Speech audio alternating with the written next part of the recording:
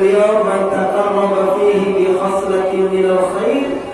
Siapa orang mendekatkan diri kepada Allah dengan amal-amal kebaikan sunnah di bulan suci Ramadan, karena kamat ada fardhan fi ma siwahu, maka pahalanya sebagaimana mengerjakan amalan wajib. Jadi amal sunnah di bulan Ramadan pahalanya amalan wajib. Berarti gede. Kalau kata orang Jawa mah bukan gede. Kalau ada orang Jawa bilang gede, belum gede. Tapi kalau orang Jawa bilang gede banget, itu ucapannya gede. Apa? Gede. Bukan banyak. Kalau banyak berarti dikit. Tapi kalau sudah banyak, berarti banyak. Banyak. Iya. Banyak itu mah dikit. Tapi kalau banyak, dikit itu apa? Kalau udah berarti beneran. Ya lah, rame. Maka pahalanya gede, semakin gedenya pahala di Ramadan mengamalkan amal-amalan sunnah, kebaikan-kebaikan, mendapatkan pahala ganjaran sebagaimana mengerjakan amal wajib.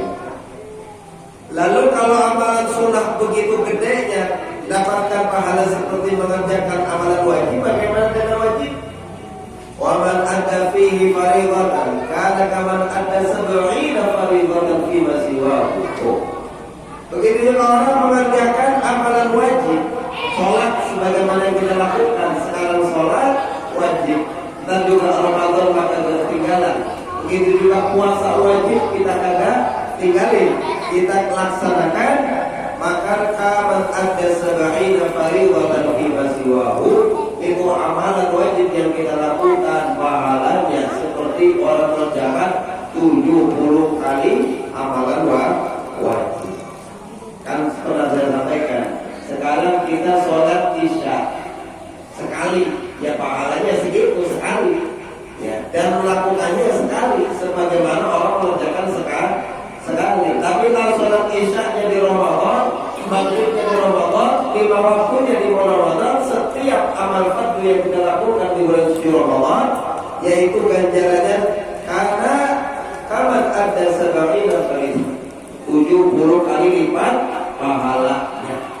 Jadi kalau isya di Ramadan sekali, seperti mengerjakan isya 70 kali.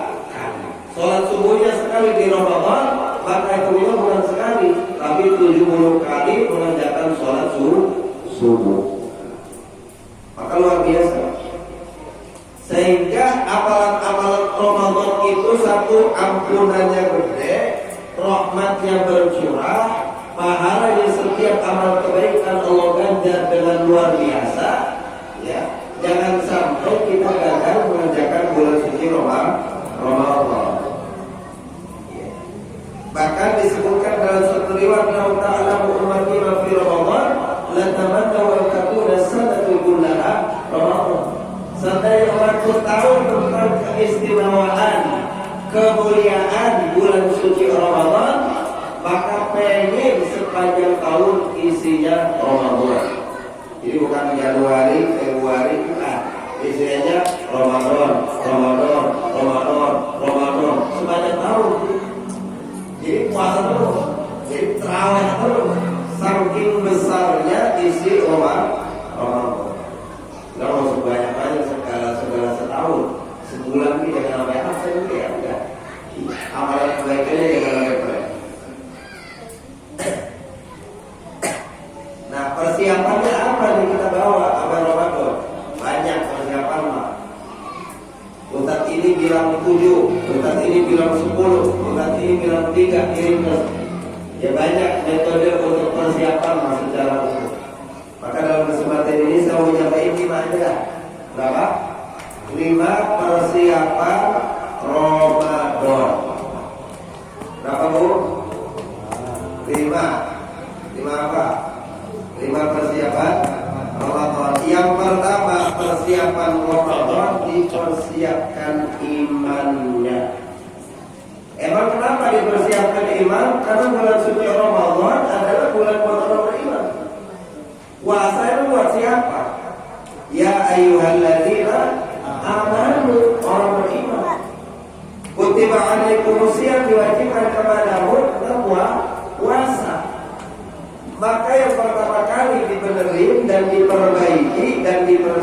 tentang Ramadan adalah iman.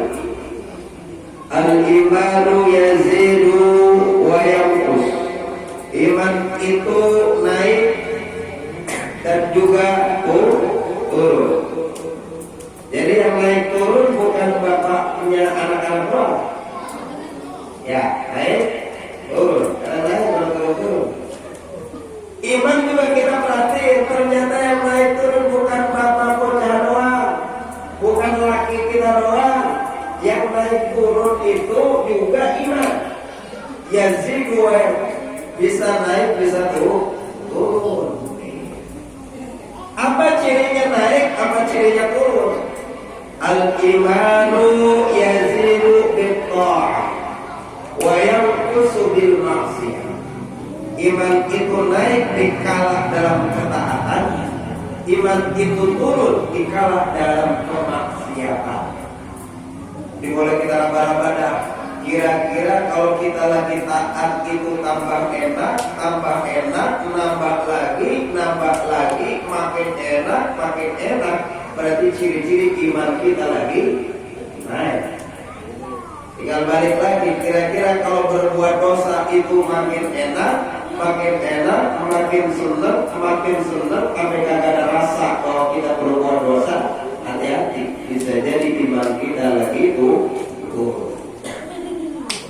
Kalau kita baca Quran, makin baca makin adem, makin baca makin tenang, makin baca makin semangat, itu tanda iman kita lagi naik.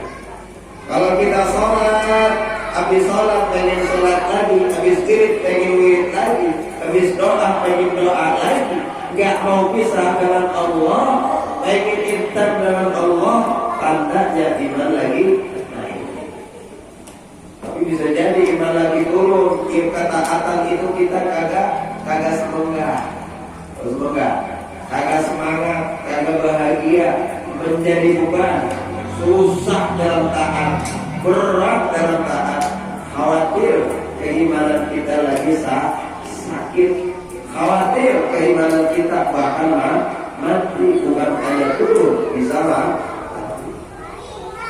Bagaimana caranya supaya keimanan kita dipupuk terus, walaupun udah tawakufan, baca Quran jangan absen, wirid jangan sampai plek, ya.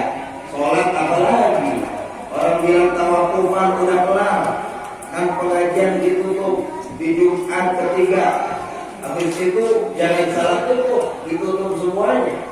Yang tadinya dermawan tutup, menjadi orang kulit, apa ya, lu udah sedekah lagi, udah tutup, sedekah, lu kagak sholat lagi loh.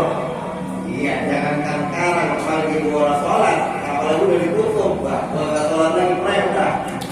Jadi jangan salah sangka tawakufan pengajian itu menutup segala kebaikan, enggak. Hanya program sementara. Kita ngaji di maghrib sampai isya. Ilokan maghrib kita ngaji sampai isya. Lah kapan kita waktu bukanya? Lah kapan kita tarawihnya? Sehingga ditutup sementara programnya saja.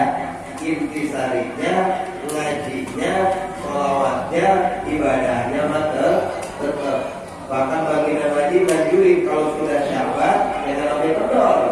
Karena bulan Syaban orang sudah beranggapan penutupan, pengungkapannya untuk udah nggak ada amalan yang lain, puasanya mau udah, amalan Nabi mau dicobain semuanya, udah kasih dulu Ramadan jangan. Karena baginda Nabi kulinya makin dekat ke Ramadan makin semangat, terutama iman kita naikin. Cara menjaga iman, satu, duduk dalam majelis iman. Yang kedua, suka membicarakan tentang iman. Yang ketiga, berdoa agar diberi hakikat iman.